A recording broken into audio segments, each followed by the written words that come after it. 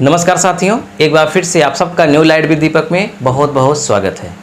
आज हम लोग समझेंगे कि मृत्यु, हत्या और वध में क्या अंतर है। इन तीनों में बेसिक अंतर क्या है, इसे हम लोग जानने की कोशिश करेंगे। तो सबसे पहला जो शब्द है मृत्यु, इंग्लिश में डेथ। देखिए, मृत्यु किसे कहते हैं? जब कोई व्यक्ति वृद्ध होकर के मर जाए, या किसी बीमारी से मर जाए, या पानी में डूबकर मर जाए, या उसका एक्सीडेंट हो जाए और वो मर जाए, तब कहा जाता है कि व्यक्ति की मृत्यु हो गई, उसकी हत्या हो गई, उसका वध हो गया। ये नहीं कहा जाएगा। हत्या या वध तब कहा जाएगा जब कोई किसी को मारेगा। तो जब व्यक्ति स्वयं अपने से ही मर जाए, यानी कि प्राकृतिक रूप से मृत्यु को प्राप्त हो जाए, तो हम उसे मृत्यु कहते हैं। ये बहुत कॉमन सी बात है, ये सब लोग समझते हैं। अब दूसरी बात आती है हत्या। हत्या को अंग्रेजी में बोलते हैं मर्डर। मर्डर मीन्स हत्या। और तीसरा शब्द है वध, स्लाउटर, SLAUGHTER। स्लाउटर मीन्स वध। तो मेन यही हमको समझना है कि हत्या और वध में क्या अंतर है।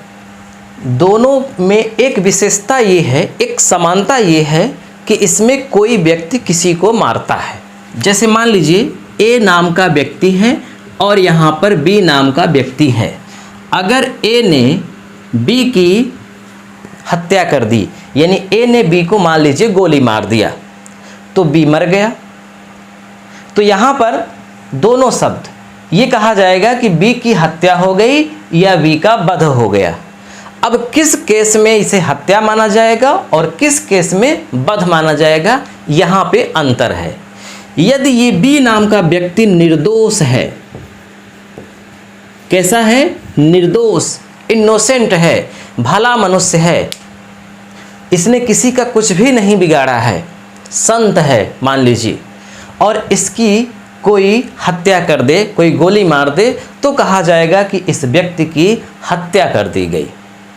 यानी भले मनुष्य को जब कोई मार देता है तो कहा जाता है कि हत्या हो गई।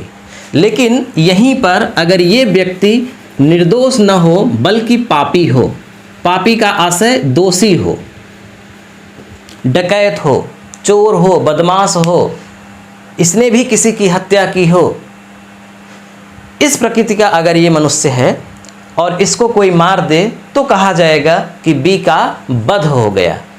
आपने टीवी सीरियल में भी देखा होगा, कहा जाता है कि रावण का वध किया गया। ये नहीं कहा जाता कि रावण की हत्या हो गई या रावण की हत्या की गई। रावण का वध किया गया, कंस का वध किया गया, दुर्योधन का वध किया गया। ठीक है। अब मैं आपको एक छोटी सी घटना का जिक्र यहाँ पे आपके सामने करना चाहूँगा। जब नाथूराम गोडसे ने गांधी जी को गोली मारी, अब वो गोली क्यों मारी इस पर हम नहीं जाएंगे, उसने मारकर अच्छा किया या बुरा किया हम इस पर भी नहीं जाएंगे, लेकिन हम नाथूराम गोडसे के कुछ विचारों को आपके सामने रखना चाहते हैं ताकि आप समझ पाए कि नाथूराम गोडसे के मन में गांधी जी के प्रति कितनी नफरत थी। जब नाथूराम गोडसे ने गांधी जी को गोली मारा, फांसी की सज़ा सुनाने के बाद जाहिर सी बात है कि जब उसकी फांसी होने वाली थी तो उससे अंतिम इच्छा पूछी गई। तो जब अंतिम इच्छा पूछी गई तो उसी समय किसी ने ये पूछा कि आपने गांधी की हत्या क्यों की? और उसने कहा, नहीं, मैंने गांधी की हत्या नहीं की है, मैंने गांधी का वध किया है। ध्यान से सुनिए, उसने क्या कहा? उसने कहा, मैंने गांधी की हत्या नहीं किया है, हमने गांधी का वध किया है, और हमारी अंतिम इच्छा ये है कि हमारी अस्थियों को गंगा नदी में न प्रवाहित करके सिंधु नदी में प्रवाहित किया जाए, क्योंकि गंगा नदी में गांधी की अस्थियों को प्रवाहित किया गया है और वो पानी हमारी दृष्टि में दूषित हो गया है, इसलिए हमारी अस्थियों को सिंधु नदी में प्रवाहित किया जाए। तो हमारे सर ने, इतिहास के सर ने ये कहानी हमको सुनाई थी। मैंने किसी किताब में इसको नहीं पढ़ा है। तो कहने का आशय ये है कि जब कोई दुष्ट व्यक्ति को मारा जाता है तो कहा जाता है कि उसका वध किया गया, और जब किसी अच्छे इंसान को मारा जाता है तो कहा जाता है कि उसकी हत्या की गई। अब आप लोग कमेंट में ये सब मत लिखिएगा कि उसने अच्छा किया गांधी को मार करके, भले मनुष्य को मारा कि बुरे मनुष्य को मारा, ये डिबेट यहाँ पर नहीं है। तो आप इस पछड़े में मत पड़िएगा। मैंने आपको क्या समझाना चाहा, आप उस कंटेंट को पकड़िए। अब गांधी का वध हुआ कि गांधी की हत्या हुई, ये मामला यहाँ पर नहीं है।